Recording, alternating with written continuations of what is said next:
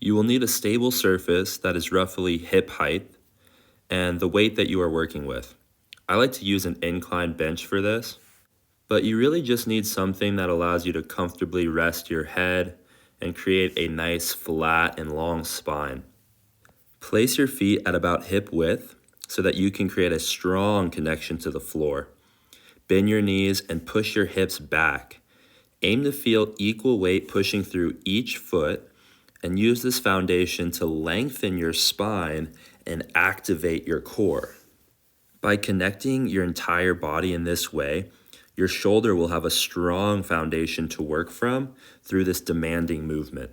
Each rep begins by drawing the biggest circle we can with our scapula. Start by pushing the shoulder forward as you move the dumbbell towards the ground. Then continue the circle by shrugging up towards your ear. Finish the circle by retracting and depressing the scapula.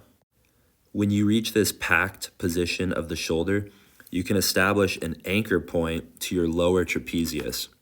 You will feel this as a solid connection through your mid to low back, as the lower trapezius works to pull the shoulder blade down your spine. After finishing the circle, lift your arm, aiming to stay connected to the lower trapezius, that mid to low back anchor point that we talked about. That's your trap 3. That's why we call this movement the trap 3 raise. We're trying to connect to a muscle that is relatively dormant in this movement pattern for many people. This movement is accomplished by many muscles working together, but it is very common for people to try to dominate the exercise from their upper trapezius and delts. This is why I see the value of packing the shoulder and drawing that big circle that we talked about. It gives you a sort of contrast to really feel your shoulder's ability and to move from a place of balance. When you lift your arm, do it with a lot of energy and authority. Think of your entire body working together to stabilize you as you pull that straight arm as high as you can towards the ceiling. In this overhead position, aim to create maximal tension for 5 whole seconds. Really experience how far you can pull the arm past your ear. This position is where we are challenged the most through muscle contraction and mobility of the shoulder. And so we want to maximize our effort here and really give it 100%.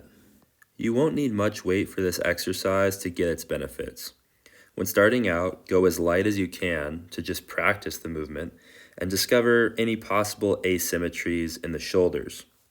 Because of the tempo we utilize and the challenge of mobility, a 1 to 3 pound weight will be a good starting point for most of us.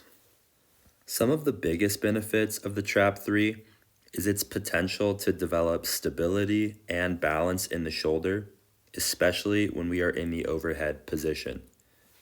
By coupling this movement with the straight arm pullover, we are working the same function of the arm in oppositional balance. These two movements will support each other by developing mobility and stability of the shoulder in an overhead position. The straight arm pullover will stretch out and free up the lat, while the trap 3 will fortify the shoulder's ability to stabilize in this end range position. By using these together, you will develop incredible overhead stability and mobility as long as you are challenging yourself through your max range. Going heavier is not as effective as going deeper into your end range positions.